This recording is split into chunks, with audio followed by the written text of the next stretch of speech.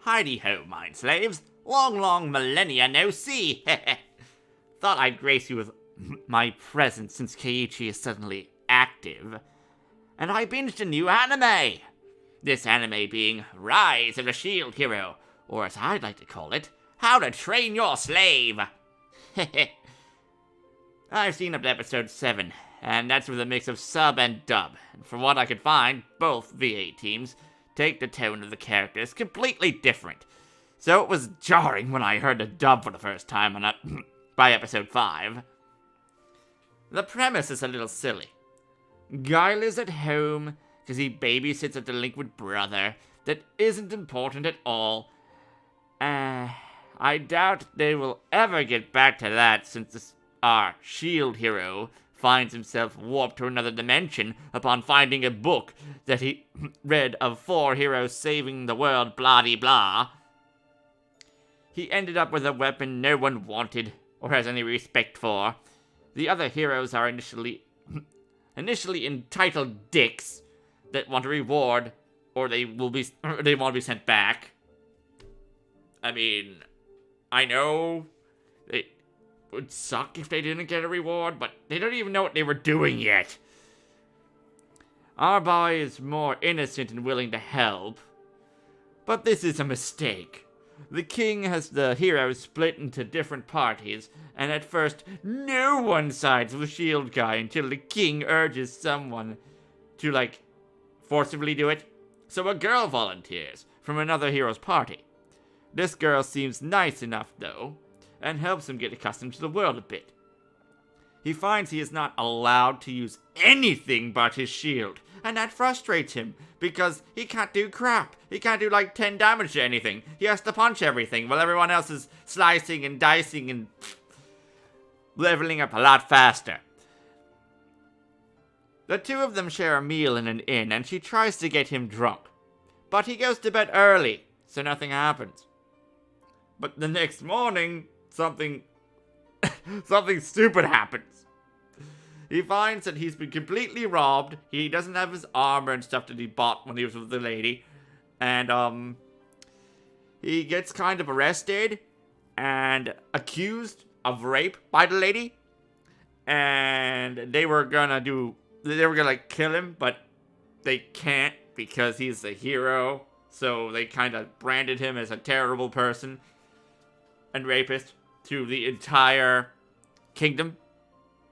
So, being him right now sucks, and he doesn't like anyone, and he still has to save the world if he wants to go home. So he trains all night, barely levels up, and he takes these balloon creatures that everyone's afraid of, even though they're super weak, but they don't hurt him at all. They bite and hold on, nothing happens. So he hides them in his clothes. And when he tries to buy anything and they try to screw him out of a good deal, he uses the balloons of doom. And I think that's pretty cool. And because he can't trust anyone, he's not asking anyone to join his party anymore. So this creepy man approaches and says, "I have something really, really special I can give you. Well, for a price, of course." And he reluctantly follows this man to a circus tent full of demi-humans and furry things. And we find that these are being sold as slaves. So that's why I'm saying this is not how to raise a shield hero, it's how to raise your slave. Because for the rest of the time, after he buys his first slave, which is a raccoon girl, who's super young and lolly-like, even though he's bitter towards everyone, he's kind of nice towards her, which he's not used to. Except she has to fight for him because he can't do crap for offensive. And then, through this fighting, she grows up really fast, but he doesn't notice because he's so numb to the world. He can't taste food. He doesn't notice that she grew up at all. So when she's like growing closer to him and being affectionate, he's like, what are you doing? And then people are complimenting her. It's like, it's a little kid. You're a lolicon monsters. It's kind of weird. The first wave of evil stuff happens, and you get to see what happens with him and his first battle, which is technically saving a poor village that every other hero was ignoring.